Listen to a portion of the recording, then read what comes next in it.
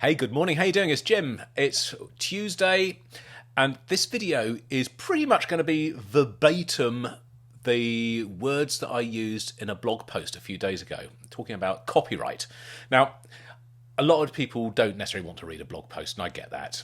But I do feel it's important perhaps to share my thoughts and experiences and frustrations with the way that the copyright system works or doesn't work on YouTube, and why I feel justified to say what I'm going to do. I know that there's a lot of other people in the community, reactors and people who discuss music, people who analyse it, people who use it academically, who get massive frustrations from this as well. And it just does not seem to be working properly. Now, I understand copyright. I really, really do. I understand the importance of an artist or creator protecting their intellectual property and their creative endeavour. Of course, the performing rights societies and mechanical rights agencies are there to ensure that the recording artist and songwriter is properly compensated for their works. This is fair and proper, of course. I also understand fully that Jim, I don't own the copyright of most of the music that I use on my channel. I know this. But nor does a radio station, nor does TV, nor do a million websites around the world. They all pay a fee to a performing rights agency in order to have a license that they can use the music. They all pay this fee to be able to broadcast the music. In the UK, the main one that we have is literally called PRS, Performing Rights Society. I'm a member of this. I have been a member of this for 15 or 20 years. And I've received royalties myself for my own music and for the music that I've performed in with a band. The princely sum of £15.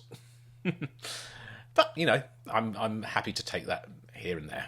When I started the YouTube channel, I tried to pay PRS a fee. I tried to investigate and to look for the licenses that are on there. And a license exists.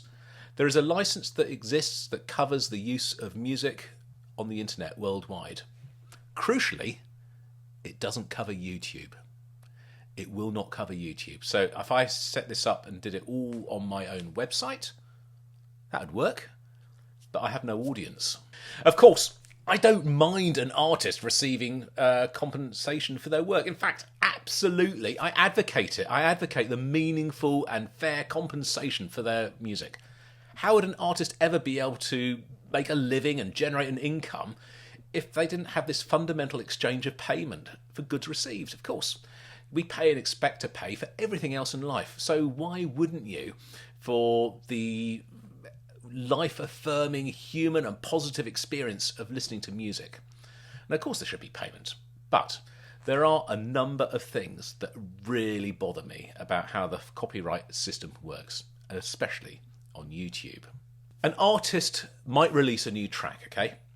It goes out into the world, it's released on all the streaming platforms, it's on Spotify, it's on Tidal, it'll be on Apple Music, it'll be on YouTube Music, and of course it'll be uploaded onto YouTube as a video. It'll have an official release on YouTube, and it will get watched, it will get listened to, and it becomes pretty popular, okay? So the song generates potentially millions and millions and millions of plays. There'll be inevitably a decline in the playing over time. So in the first few days or weeks, there'll be this steep climb, this curve going upwards. It'll level out, and then it'll sharply drop down, or not sharply, it'll start to then, it'll plateau and then start to decline again over the course of months or maybe even years. The song has now had its moment, okay? And the artist has realistically collected as much as they possibly could have hoped to have done. A year or two later, or in my case, maybe 40 years later, a YouTuber might play this particular song to their audience, okay? Now, I don't think this is stealing. I think this is breathing life and an awareness into these older songs, bringing them out of the shadows, and in some cases giving them CPR, really sort of revigorating and bringing it back to life. And what is the response from the publisher? Monetize that video.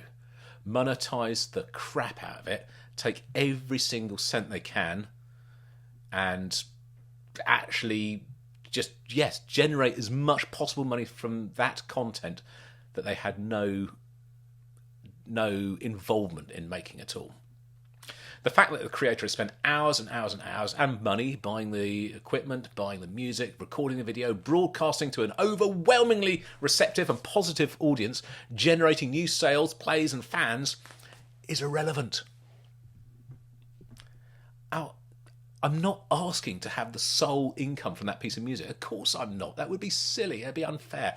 But I'd like to be able to have a little percentage, a tiny little teeny snippet of the advertising revenue that's generated. My channel, this channel, Jim Newstead, has generated 4.3 million views over the course of its lifetime, with a watch time of 469,000 hours. That's a lot. It's a lot. The advertising income that I've generated could potentially be up to £25,000. Now, I say could be, potentially. I don't know. I've no idea how much the advertising has brought into the publishers, because I don't see it. It never comes to me. It slips away into the ether and is divvied up between the copyright holder, the band probably. Oh, and YouTube. Of course, YouTube take their cut, a big cut. While YouTube are very vocal in defending the copyright holders and are on the publisher's side, they'd be in massive, massive trouble if the reactors didn't make any more videos.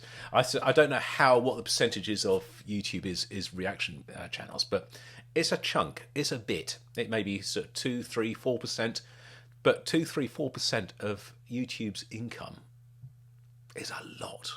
You know, it really is. YouTube makes a lot of money out of its creators. The other big problem that I find, and this is the one that I think that really gets up Doug's nose and Rick Beato as well, and various other people, is copyright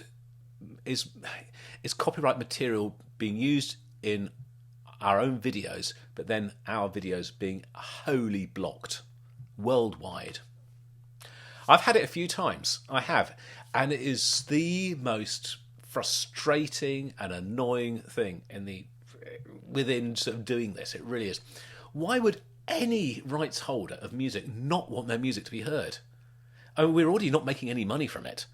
As a YouTuber, I make very little, if next to nothing, from YouTube. So why all the money? I'm trying to say is the videos that I make, which have got music in them, you'll see adverts on them. I'm sure you do, and the adverts will be generating money, which then goes to YouTube and the copyright holder. It doesn't go to me.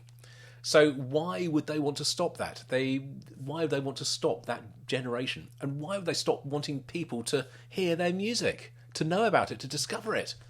It makes no sense. And it's a lack of consistency across the board with it. So it's not even the same across one label. There'll be differences depending on what the release is. There'll be a difference between one band and what releases. It may even be, as Doug has discovered, the difference between one side of a record and the second side. I mean, it makes no sense whatsoever. It really doesn't. YouTube is wholly on the side of the record labels and publishers. They have a stranglehold over everything that the reaction community might want to do. It's so stupid because we create this buzz, this excitement, this interest, and ultimately sales for the artists, the labels, and the publishers. My channel, I'm proud of my channel. My channel has become a regular stop for a lot of people wanting to discover new music, and I'm so proud of what we've managed to achieve. And the behaviour of the musical industry, the music establishment, is out of step. It makes no difference, as I don't expect this carries any weight at all, and no one's going to make it. No one's going to take any notice of what I'm saying, to make a blind bit of difference. But I'd like to see a much fairer playing field. Radio doesn't have the same reach as it did maybe 10, 20, 30, or even more years ago than that. Radio was where you went to discover music. But people don't go to the radio anymore. Playlists are out there, of course. and you subscribe to a playlist on Spotify or Tidal, and you'll get suggestions coming up for other things to do. It's like a rabbit hole. You go into one and it will lead you on to something else, and to something else, and to something else. But there's nothing human about it. Where is the person that's compiling that and talking about the music and why music is important? Where is that? It doesn't exist. I'd argue that a music reaction channel like mine and like 1,000 others is far more concerned about and interested in music rather than the music being incidental. Music is the entire reason that we are here and what we're doing and why we're talking about it and why we're listening to stuff. It is music. It is not having it as something in the background and you're not coming to see me, you're not coming to talk to me, you're coming because you want to listen to something new and something interesting and something amazing or be reminded of something, you know? It's not me that you're after, it's the music. And I know that. I really know that. I'd argue that, that a music reaction channel is wholly about the music rather than it being used incidentally like other channels do. So I'd get it. If I was filming a mountain bike going down a hillside or someone doing some roller skating or skateboarding and I'm using some music in the background, that's different. That is stealing. That's using that music to as a background, as a backdrop to what you're doing. You know, I get that. I understand why that is a problematic thing. But where I'm here and I'm shouting from the rooftops, go and discover this artist, go and find them, buy their music, listen to them. This band is incredible. This artist, why are you trying to inhibit me? Why are you trying to shut me down and stop me? I don't get it. I really don't. So I guess nothing is going to change. I very much doubt it because why should it? It works quite well for the industry. It works well for YouTube. And all us silly sods down here just scrapping around, making all this content for free for them. They must be rubbing their hands with glee, laughing at us because look at them all running around there making these videos, making us content. Lovely. That's why we do things like Buy Me a Coffee and Patreon and so on and so forth. It's why you might see videos being sponsored by. It's why people might ask, would you mind paying for something? Why some people put things behind a paywall. I get it. I understand it. We all need to make a living. We all need to invest in our channels. We all need to generate something from all this work that we do. And I suppose that's the only way of doing it. We do it generally because we love music and we want people to love music and we want to share our love of music, you know? It's certainly not because we want to become rich. I'll see you guys on the next video, whenever and whatever that is. Until then, this is Jim. Over.